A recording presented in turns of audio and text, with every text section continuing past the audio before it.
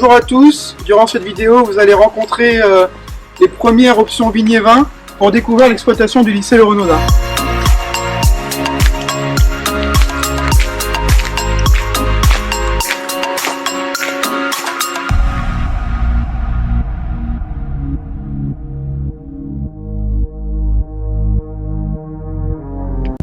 Bonjour à tous, je vais vous présenter l'historique de l'exploitation. L'exploitation a été créée en 1910 par 3 frères. Le domaine était composé de 175 hectares. Les 175 hectares sont répartis sur 4 communes, Saint-Germain-de-Lusignan, Réau, Saint-Grégoire et Jonzac. 26 hectares étaient consacrés à la production viticole et céréalière et le reste des hectares étaient consacrés dans une prairie car il y avait de l'élevage. Dans les années 60, la municipalité de Jonzac a racheté l'exploitation pour en faire un support pédagogique. En 1990, la construction de la distillerie et des modifications dans le chai. Bonjour à tous, on est devant la bâtisse du cœur de l'exploitation. En 2019, l'exploitation a été certifiée haute valeur environnementale de niveau 3, donc HVE3. Aujourd'hui, la superficie de l'exploitation est de 17 hectares de vignes et de 57 hectares de champs. Aujourd'hui, c'est une exploitation éducative qui est gérée par 3 employés. C'est ici que tout commence dans les vignes. Les vendanges débutent fin septembre, elles durent à peu près une dizaine de jours et la principale production part pour le cognac. Bonjour à tous, je vais vous présenter le travail de la vigne en hiver. Sur cette latte, on peut voir que la vigne est en train de débourrer car on arrive bientôt au printemps. Durant cette période d'hiver, nous effectuons plusieurs travaux, la taille, comme vous pouvez le voir ici, et après l'attachage, et nous poursuivons avec la réparation des fils et le changement si nécessaire des piquets.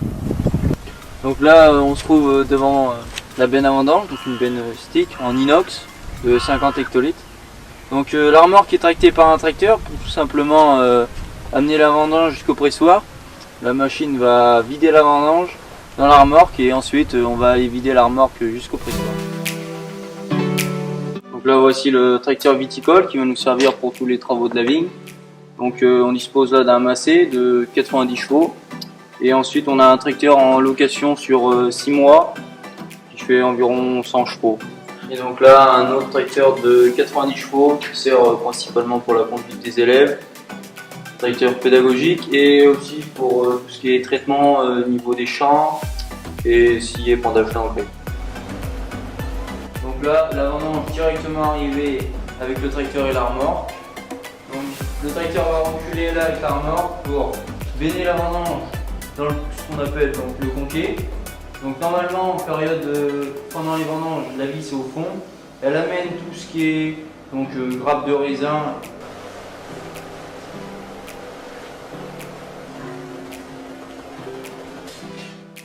Une fois la vendange arrivée en vrac dans le conquet, elle est acheminée via les tuyaux directement dans les 2 pressoirs pneumatiques, un de 27 hectolitres et un de 30 hectolitres, le plus récent.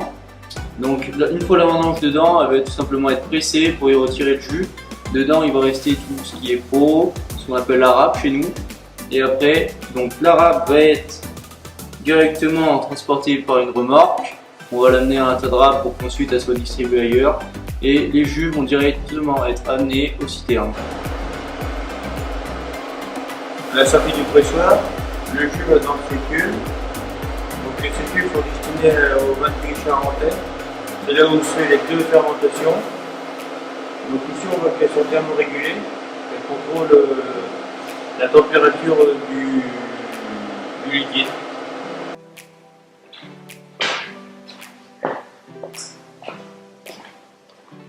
On se retrouve ici dans le 2e chai de vinification, là où se passe la fermentation pour le vin de distillation, là où tout est destiné à la production du cognac. Ici sur la droite, on a des tubes en fibre de 90 hectos et sur ma gauche, des tubes de 150 hectos. Donc là on se situe dans l'endroit où il y a des barriques. Donc dans ces barriques il y a de l'eau de vie qui est stockée dedans en compte 1, 2 et 0, qui va être ensuite destinée à une maison de cognac. Bonjour, je vais vous présenter le principe d'une distillation charentaise, qui est une distillation spécifique pour le cognac. C'est ce qui marque l'exclusivité du cognac. Le principe, c'est une distillation à double chauffe qui va se faire à 2 repasses dans un alambic charentais qui possède une charge maxi de 25 hectolitres. Donc je vais vous présenter l'alambic charentais et ses parties principales vraiment importantes.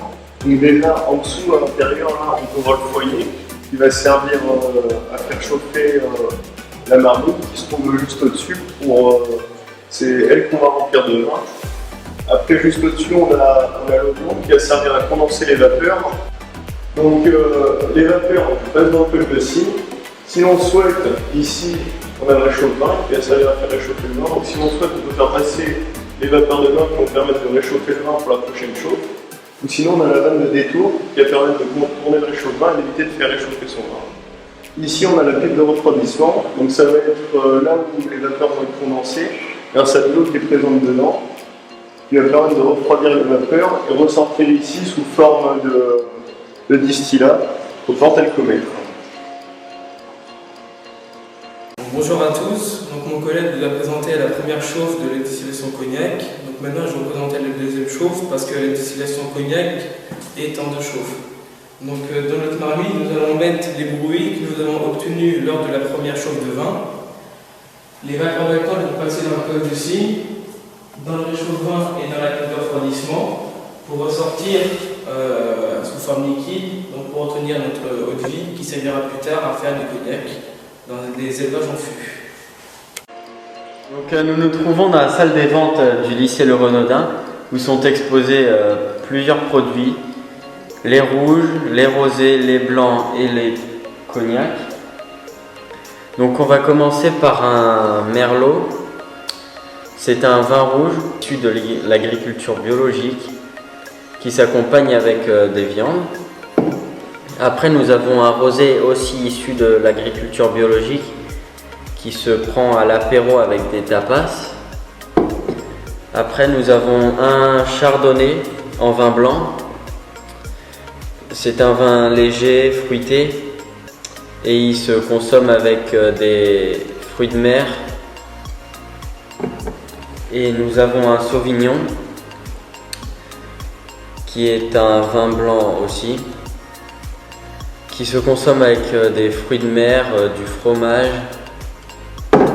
Et nous avons enfin 2 types de jus de raisin. Nous avons un type de jus de raisin non gazéifié et un type de jus de raisin gazéifié. Donc moi je vais vous présenter les pinots et les cognacs. Donc là on a un pinot blanc qui est fait avec un cépage uni blanc qui s'accompagne très bien avec des fraises et du melon. Donc ici nous avons un pinot rosé fait avec le cépage merlot qui s'accompagne avec du foie gras. Donc maintenant pour le cognac, on a le VS qui doit être vieilli minimum 3 ans, le VSOP qui doit être vieilli minimum 5 ans et le XO qui doit être vieilli minimum 10 ans.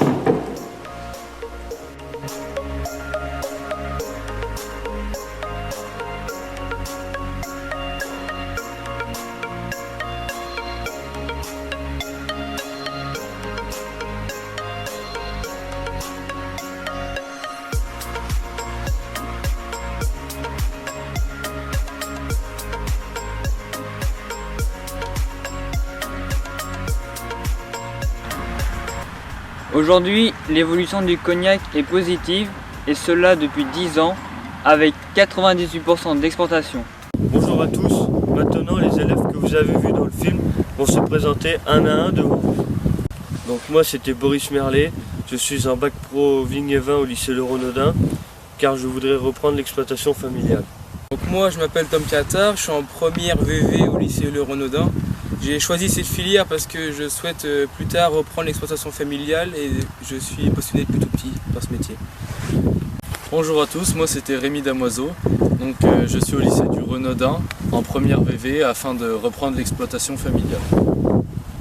Bonjour, Moi c'était Clément Février, donc je suis en première VV au lycée Le Renaudin et j'ai choisi cette filière car je compte m'installer après un BTS. Donc moi c'était Mathis Guitonneau, j'ai 16 ans et je fais des études en viticulture car j'ai mon oncle et ma tante qui travaillent dedans, donc j'aimerais bien, ça m'intéresse de partir dans la vigne. Moi c'était Mathéo, j'ai 17 ans et j'ai voulu faire ces études pour reprendre l'exploitation de mes parents. Bonjour, moi c'était Boris. Je fais des études en option vigne et vin pour reprendre l'exploitation de mes grands-parents. Alors rebonjour, alors moi c'était Élie Brodu, donc votre présentateur pour la vidéo. Et j'ai choisi cette filière car mes oncles sont dans la viticulture et j'ai toujours été passionné pour ça, donc voilà. Bonjour, je m'appelle Louis Branchot, j'ai 16 ans et j'ai choisi de faire ces études pour reprendre l'exploitation familiale car ça m'intéresse. Bonjour, moi c'était Angibo Maxence, en classe de première CGEVV. Donc je suis dans cette filière parce que je souhaite reprendre l'exploitation de mes parents et faire un BTS par la suite. Donc moi c'était Alexandre Bas, je suis en classe de première VV et plus tard je compte reprendre l'exploitation de mes parents. Bonjour, donc moi c'était Corentin Vasselin, élève de première CGEVV. Donc moi j'ai choisi cette filière simplement pour pouvoir m'installer avec mon frère et pourquoi pas envisager d'installer l'atelier viticole avec les grandes cultures. Bonjour à tous, moi c'est Madame Crosselin et je suis professeure pour la classe que vous venez de voir en viticulture et œnologie.